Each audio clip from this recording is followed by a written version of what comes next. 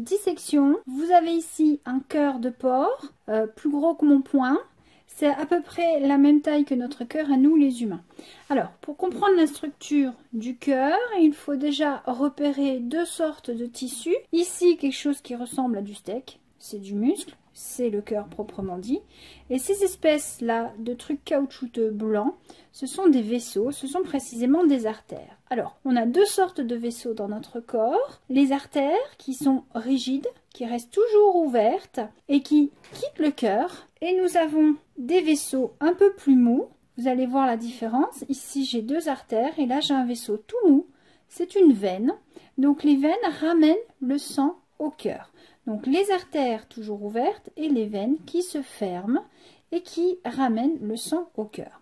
Donc quand on regarde le cœur, donc ici il y a eu un coup de couteau, c'est normal. À l'abattoir, le boucher met toujours un coup de couteau pour vérifier qu'il n'y a pas de parasites à l'intérieur du cœur. S'il y a des vers à l'intérieur du cœur, eh ben, le porc sera contaminé et la viande n'est pas bonne à consommer. Donc globalement, quand on regarde le cœur, on distingue deux parties. Une grosse partie ici, on voit très bien là une séparation et une partie là. Donc on a en fait deux circuits dans le cœur. Un circuit qui va transporter le sang riche en oxygène et le sang riche en dioxyde de carbone va être transporté par l'autre partie. Donc deux parties dans le cœur et ces deux systèmes de circulation sont construits de la même façon. À savoir qu'il y a tout d'abord donc des veines qui ramènent le sang au cœur et ces veines vont se vider dans des petites poches qu'on appelle des oreillettes. En voici une pour la partie du cœur gauche. Alors, je vous dis cœur gauche alors que pour vous, vous le voyez à droite.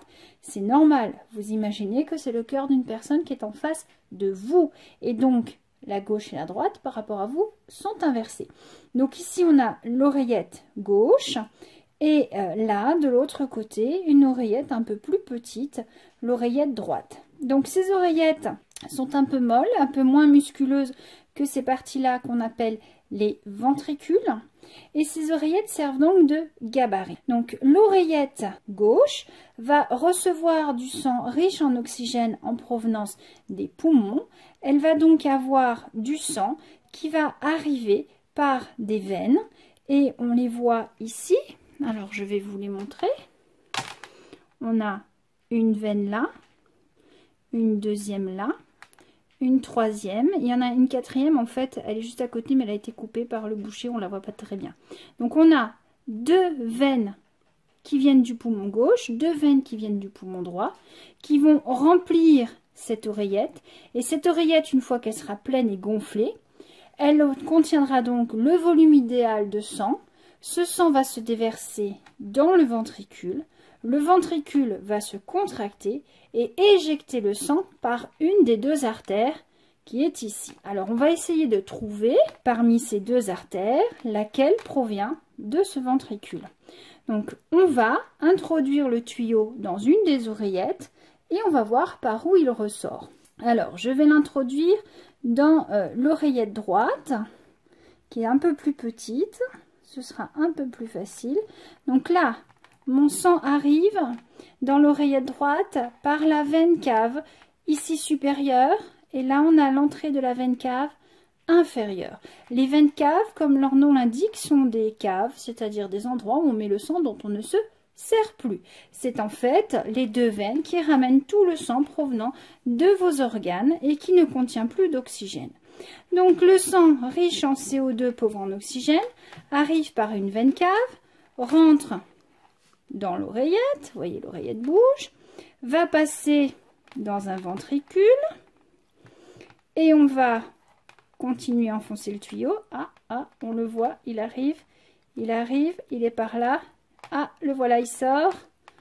Est-ce que vous le voyez? Le tuyau, il va ressortir. Hop, il ressort là. Là, j'ai un circuit.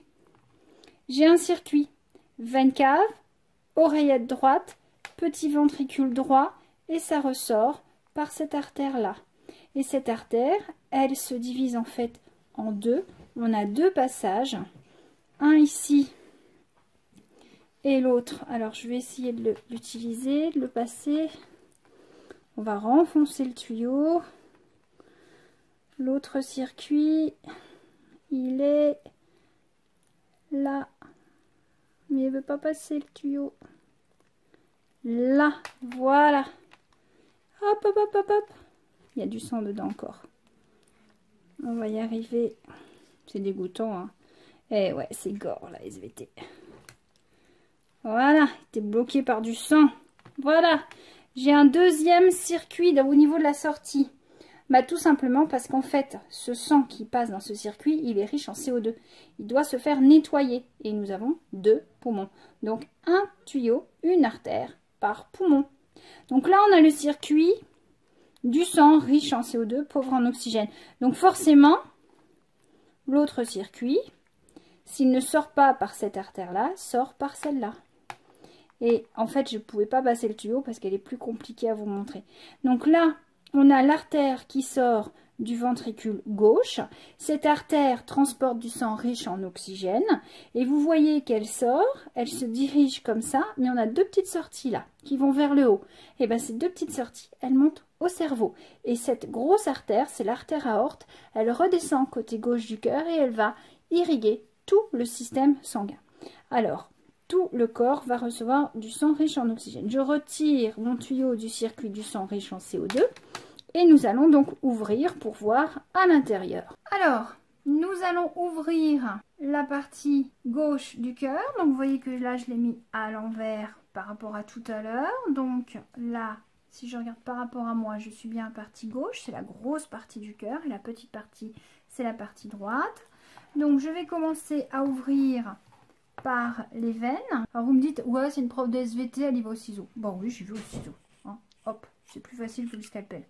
Ça reste du muscle, hein. C'est compliqué à ouvrir. Au moins, je suis sûre que ça ne glisse pas. Donc là, je suis dans une oreillette. Et tout de suite, vous voyez qu'il y a des espèces de fibres.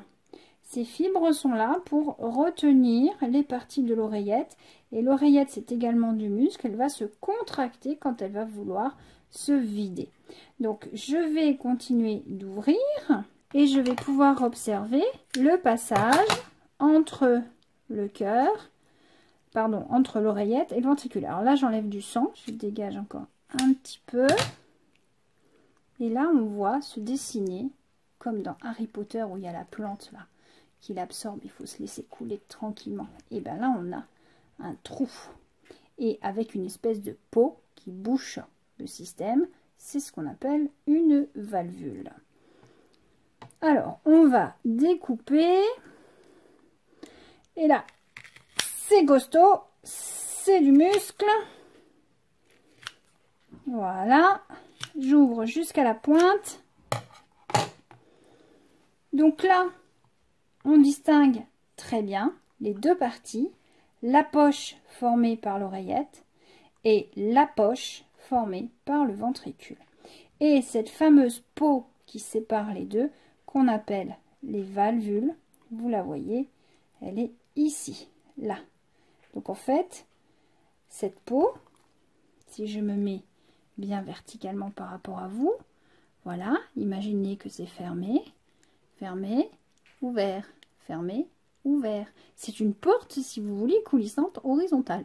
Ouvert, fermé, boum, boum, boum, boum, boum, ça vous dit quelque chose?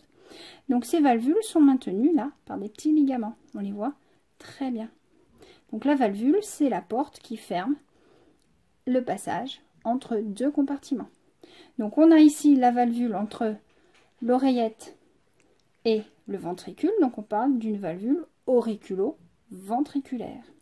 Maintenant, nous savons que le ventricule récupère le sang. Ce ventricule est très musculeux, il va se contracter et en se contractant, il va écraser le sang qui est à l'intérieur, qui va se retrouver sous pression et à ce moment-là, ce sang va chercher une sortie et il va la trouver, la sortie, dans la fameuse artère qui est par là. Donc on va ouvrir. Voilà, hop, ici. Donc je vais pouvoir passer maintenant mon tuyau et la voilà, la fameuse artère dont je vous parlais tout à l'heure. J'ai dégagé un petit peu, j'ai enlevé des morceaux d'oreillette et j'ai ouvert l'artère. Donc on va faire un petit zoom. Ici c'était donc la poche du ventricule Là, c'était l'oreillette. On avait donc l'arrivée du sang par là, avec les valvules auriculo-ventriculaires qui sont cette peau-là, qui permet de fermer finalement de manière horizontale le passage entre l'oreillette et le ventricule. Et le ventricule, quand il va se contracter, va chasser le sang qui va remonter dans l'artère. Et cette artère également possède une porte composée ici de 3 petites membranes. Vous les voyez, 1, 2, 3. Et quand on referme notre tuyau, les 3 membranes se touchent et c'est une porte horizontale qui s'ouvre, qui se ferme, qui s'ouvre, qui se ferme, qui s'ouvre, qui se ferme. Voilà. Donc là, on a le circuit pour le sang riche en oxygène. On va maintenant ouvrir le circuit du sang riche en CO2. Donc cette fois, je vais partir de l'artère. Donc je vous rappelle que c'est une artère pulmonaire. Elle se dirige vers les poumons. Voilà. Ici, j'ai ouvert mon artère pulmonaire. C'est une artère, donc le sang est censé venir du ventricule et partir vers le poumon. Il y a donc une circulation normalement à sens unique. Le sang ne doit pas revenir en arrière.